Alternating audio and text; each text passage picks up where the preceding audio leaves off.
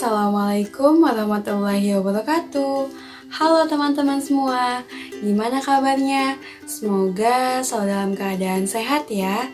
Sebelum ke materi, aku ingetin dulu nih untuk teman-teman supaya like, comment, subscribe, and share ya. Nyalain juga tombol loncengnya biar teman-teman gak ketinggalan video pembelajaran selanjutnya. Kali ini Edutis Official akan membahas tentang teknologi informasi dan komunikasi yang biasa disebut dengan TIK. Bersama aku, Marsha, yang akan menjelaskan kepada kalian semua. Teman-teman semua pasti sudah paham kan penjelasan video yang kemarin tentang sistem informasi dan bisnis? Nah, kalau yang belum nonton, nanti tonton ya videonya di channel ini. Oke, yuk langsung saja ke materinya. Teknologi informasi dan komunikasi mencakup dua aspek, yaitu teknologi informasi dan teknologi komunikasi. Teknologi informasi mencakup segala hal yang berkaitan dengan proses, penggunaan sebagai alat bantu, manipulasi, dan pengelolaan informasi.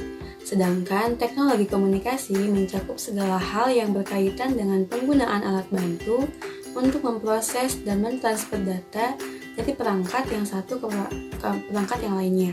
Maka teknologi informasi dan komunikasi adalah suatu kesatuan yang tidak terpisahkan yang mengandung pengertian luas tentang segala kegiatan yang terkait dengan pemrosesan, manipulasi, pengelolaan, dan transfer atau pemindahan informasi.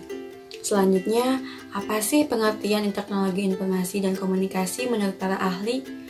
Yang pertama, menurut Susanto, teknologi informasi dan komunikasi adalah sebuah media atau alat bantu yang digunakan untuk transfer data, baik itu untuk memperoleh suatu data atau informasi maupun memberikan informasi kepada orang lain, serta dapat digunakan untuk alat berkomunikasi, baik satu arah ataupun dua arah. Yang kedua, menurut Eric Dyson, HarperCollins Publisher TIK adalah kebutuhan manusia di dalam mengambil dan memindahkan, mengolah, dan memproses informasi dalam konteks sosial yang menguntungkan diri sendiri dan masyarakat secara keseluruhan. Bagaimana implikasinya agar dapat menguntungkan secara individual dan masyarakat secara keseluruhan tidak didefinisikan secara lebih khusus. Nah, teman-teman, TIK ini ada sejarahnya loh. Yuk simak sejarahnya. Teknologi informasi dan komunikasi atau TIK sebenarnya telah dikenal oleh manusia sejak berabad-abad lalu. Sejak manusia pertama ada di muka bumi, manusia selalu berusaha untuk mengkomunikasikan segala sesuatu yang ada di sekitarnya dengan berbagai cara. Zaman prasejarah adalah masa di mana manusia belum mengenal tulisan. Pada masa itu, manusia berkomunikasi dengan bahasa isyarat dan bahasa lisan yang masih sangat sederhana. Manusia juga saat itu mempunyai tradisi membuat lukisan-lukisan di dinding gua. Pada tahun 3000 sebelum Masehi, bangsa Sumeria telah mengenal tulisan dalam bentuk simbol-simbol yang dinamakan piktograf. Hal ini membuat mereka menjadi bangsa pertama di dunia yang mengenal tulisan. Semenjak bangsa-bangsa di dunia mengenal tulisan, cara berkomunikasi manusia semakin mengalami kemajuan. Pada zaman modern, perkembangan TIK mengalami kemajuan yang sangat pesat. Diawali dengan penemuan telegram oleh Samuel Thomas von Sommering pada tahun 1809. Lalu muncul penemuan baru yaitu telepon oleh Alexander Graham Bell pada tahun 1879. Setelah itu, TIK semakin berkembang dengan munculnya komputer digital pertama yang diberi nama ENGIC pada tahun 1946. Pada tahun 1957, satelit buatan manusia pertama milik Uni Soviet bernama Sputnik diluncurkan ke orbit.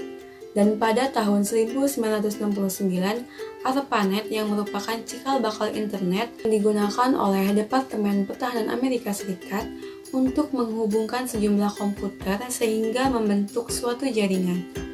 Pada tahun 1991, World Wide Web atau WWW mulai dirintis oleh European Laboratory for Particle Physics atau dikenal dengan CERN. Nah, itu dia tadi pembahasan yang aku jabarkan. Pembahasan selanjutnya akan dijelaskan oleh teman aku, Devi.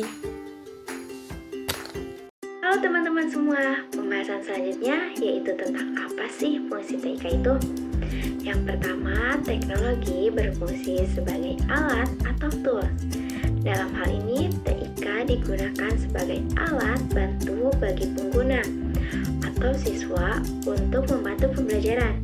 Misalnya dalam mengolah kata, mengolah angka, membuat unsur grafis, membuat database, membuat program administratif untuk siswa, guru, dan staf, data kepegawaian, keuangan, dan sebagainya. Yang ketiga, teknologi berfungsi sebagai bahan dan alat bantu untuk pembelajaran. Dalam hal ini, teknologi dimaknai sebagai bahan pembelajaran sekaligus sebagai alat bantu untuk menguasai sebuah kompetensi berbantuan komputer. Yang kedua, teknologi berfungsi sebagai ilmu pengetahuan. Dalam hal ini, teknologi sebagai bagian dari disiplin ilmu yang harus dikuasai oleh siswa. Misalnya, teknologi komputer dipelajari oleh beberapa jurusan di perguruan tinggi, seperti informatika, manajemen informasi, dan ilmu komputer. Nah, pembahasan terakhir pada materi ini yaitu apa ya manfaat TIK dalam dunia pendidikan? Alasan TIK dibutuhkan di dunia pendidikan yaitu